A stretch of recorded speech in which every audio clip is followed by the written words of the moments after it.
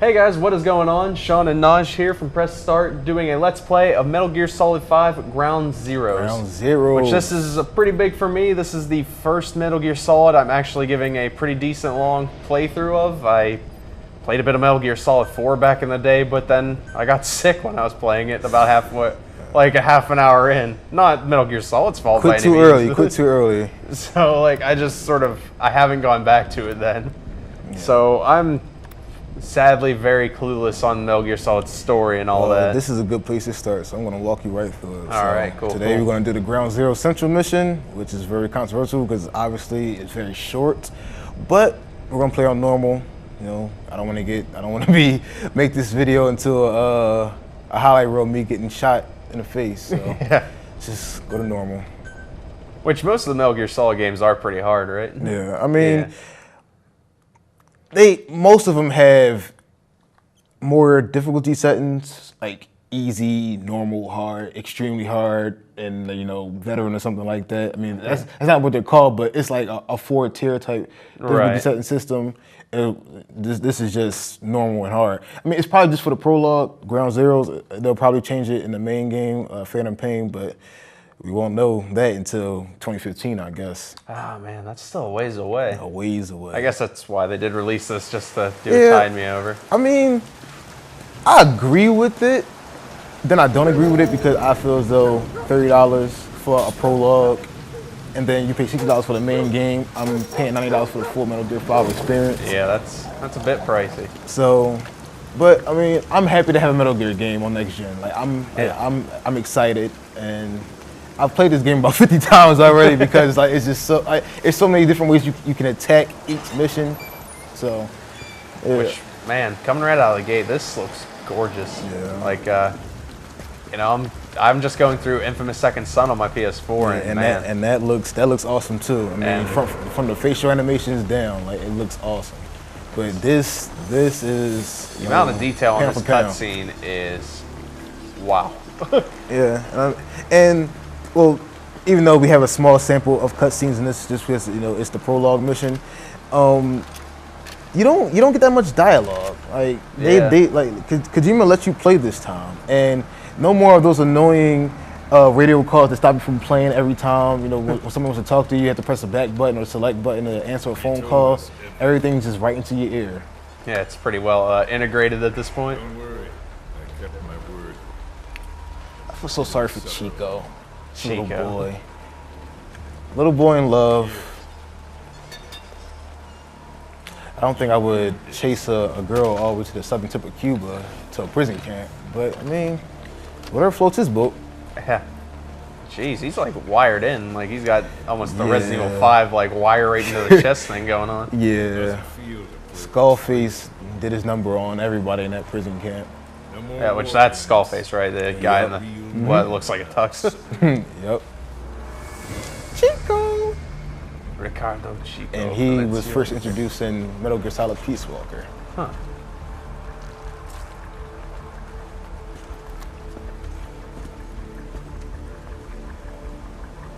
Give my regards to your boss when you get home.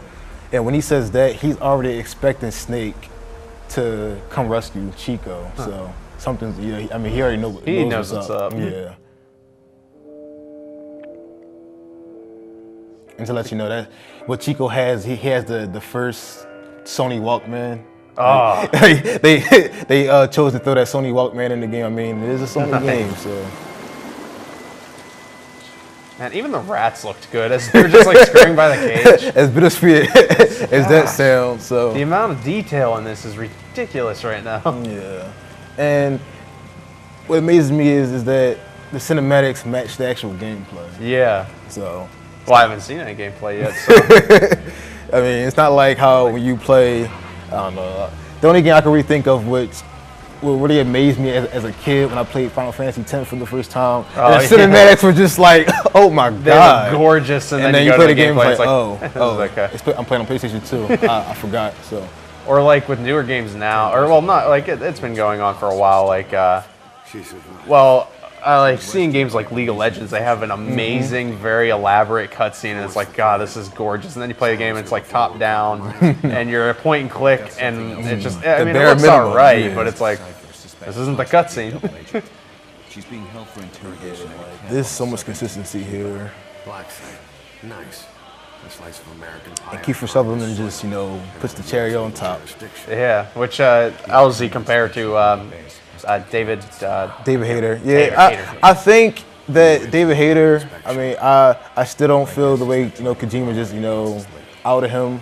I think he was old to, you know, play Snake in Next Gen. But Kiefer Sutherland, I mean, he doesn't make that argument quite easy for me to defend him because he does a great job. And there's not, you don't feel as though it's Metal Gear Solid 5 starring Kiefer Sutherland. You feel as though he's playing his role and he just embodies Snake. It's not, you know, he doesn't take over. Yeah, it doesn't feel like you're just watching an actor do his thing. Yeah. And with Next Gen, when they go Next Gen, without them using so much dialogue, they could tell the story more so through the facial movements and, you know, just by tone. So instead of Snake saying a whole paragraph, he could, you know, tell a story with, you know, a couple words. Just because it looked like, then you can see his it moves. looks so, you know, realistic. You know, you don't need a whole paragraph to explain what's going on. I'm really digging this, by the way. Just this music mixed with just like really cool scene and everything. This is just Trojan horse is in. man, his face is deformed. Yeah, he looks like he got burned in the fire pretty bad. Yeah, he was burnt as a child, and he indulged himself in torture. So that explains why Chico is where he is right now. Yeah. But you'll find out where the girl Paz that Chico came here to save. You'll find out where and how she is in a moment. Well, when I get to that part in the actual gameplay. I don't know what it is with people getting burnt and them loving torture, but it seems to be a common pairing. Yeah, but this game is pretty dark, I will tell you that. And the controversial ending, it wasn't controversial to me because I actually enjoyed it. I mean, I watch all types of movies, and it doesn't really bother me as much. But I mean, it more so bothered women, and you'll see why once we get there. Yeah, I'm perfectly fine with dark stuff, so Yeah, this, I mean, this is all right. Like, I feel as though games don't get that type of pass just because they're games and they're interactive.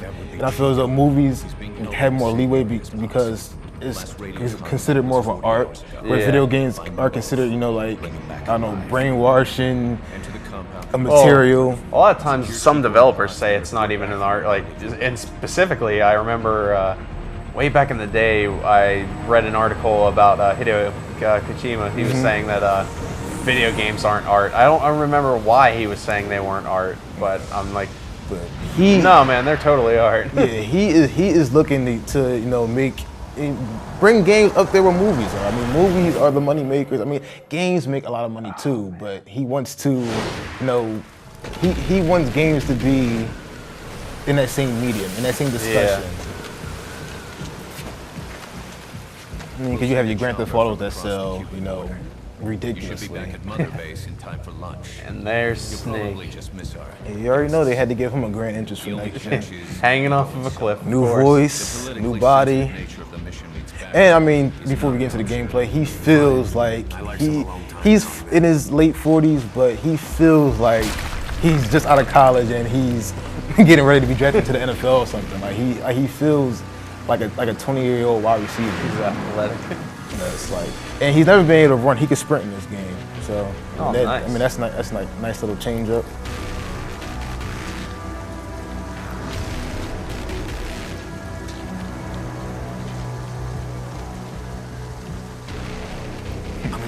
I find it kind of funny how he has the goggles on, but he only has one eye. Like, just to make sure we're clear, this is not Splinter Cell.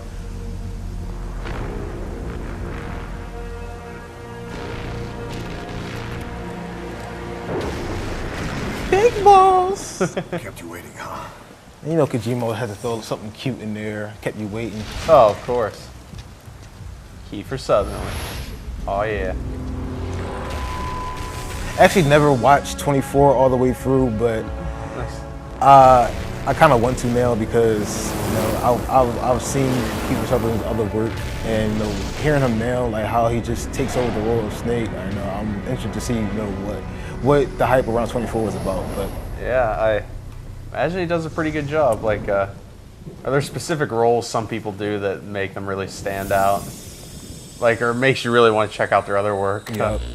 I know my one friend who's been egging me to play Metal Gear Solid for a while. He's been telling me how much, if you ever watch the show True Detective, wow, I just said Kiefer Sutherland. Matthew McConaughey. He always thought that guy was such a goof. He's apparently a great actor. All right, now we're into the gameplay. So I want to just show some new features. Which, man, the graphics didn't really drop off at all. Yeah. Like you said. I mean, right now, I'm just tagging my enemies, you know, just trying to get a feel for where everyone is when I'm moving around the prison. Yeah, do you go more of a stealth route on these games, or you try and run and gun? No, on this game, you can run and gun because just the new controls and what Snake, you know, is given, you can go that route. And trust me, I mean, you can be successful. I mean, on normal, of course. Yeah. Going that route, but this game is so much more satisfying if you do it the stealth way. Okay, right. All right, so I'm gonna just wait for this light to go back around. I don't want to get caught from the gate. I mean, if I get caught, if I get caught doing this Let's Play, I mean, it's cool, but not from the beginning. I want to get Chico first before I get caught. Yeah, like in this game, the key is patience. Oh yeah, that's with all stealth games. You just gotta be patient. Like, come on, move your light already. Jeez. Yeah, but I still have to wait. I still have to wait for this little guy to move over here. Oh, okay. So, let's see if I can find some more people. You can tell I've played the game already because I know where everyone is. And on the hard difficulty, you'll be surprised. The AI is it is sharp. Like that guard right there would have been able to see me right here. Oh man. So I'd have to take a different approach. So it seems like the guards are actually, like, you know, trained. Mm-hmm. Instead of just, you know, dummies. Yeah, whereas like a lot of stealth games or like any game, it's just, huh, what was that? Huh, must have been my imagination. And then they get shot. Huh, what was that? Right. Oh, just my imagination.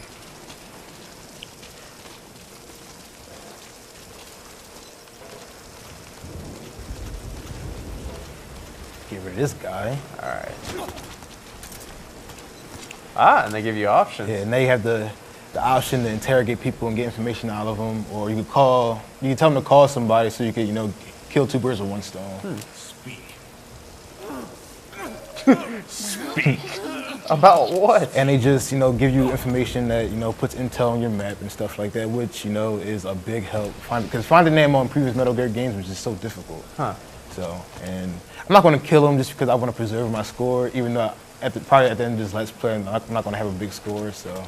I was wondering if there'd be a penalty for killing versus knocking out. Yeah, and it's so much more satisfying when you can get through a level and knowing that you haven't killed anybody, because it's just so Splinter Cell-like, and if you ask me. So now let's finally enter this dark prison. But you said points. Does this game go like on a level by level like point like score system? Like it's